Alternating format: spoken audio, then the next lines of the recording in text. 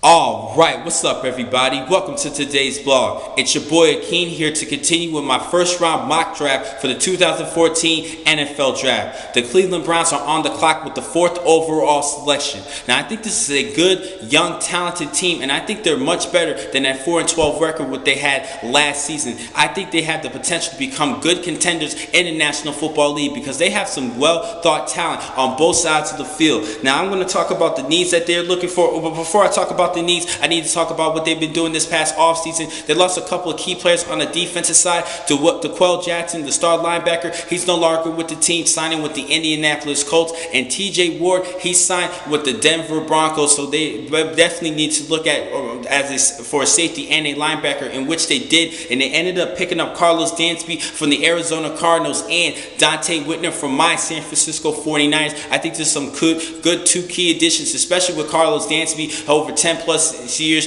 as a career in the National Football League, so he has that veteran captain leadership experience for this team overall. Now on the offensive side, they picked up a good running back in Ben Tate. I think this was a solid pick. Hopefully he could finally be that back that the Cleveland Browns have been looking for, but hopefully he can bring back the running backs into Cleveland. Hopefully he could be that guy. Now there's some particular needs that they need on both sides of the football. On offensive, everybody knows that they desperately need a quarterback. Now Brian Hoyer had a couple of decent games last season, but I have no hopes on him doing well this year, so they're definitely going to need a quarterback. Also sticking with the offensive side, I think they could use a good solid receiver opposite of Josh Gordon, who had over 1,600 yards and 9 touchdowns last season. Pro Bowl year, breakthrough out performance.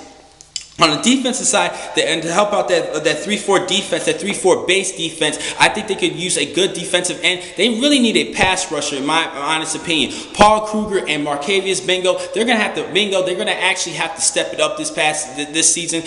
Because last year they combined for 9.5 sacks. They're gonna have to step it up and become a good dominant pass rushers, even though it's kind of hard in the 3-4 scheme. But they can still use a good defensive end. Also a linebacker, even though they picked up Carlos Dansby. He does have a lot of experience, but he's actually edging towards the end of his career. We don't know how much left he has in that tank, so they could pick up a good young linebacker to fulfill on the defensive side on the 3-4 defense. Now last season they were 18th against the run, so a good linebacker and a defensive end to help stuff the run, that could be key. They were 18th against the run. They need to improve at that, even though they were 8th against the pass. Now I'm going to go back to the offensive side, and I think with this selection they're going to pick a quarterback because they need a dominant passer. And I think the best passer available is Teddy Bridgewater out of Louisville. I think out of all the quarterbacks entering this year's draft, I think that Teddy Bridgewater is the most NFL ready passing quarterback overall. He has a good arm, very accurate, very calm, and then he definitely can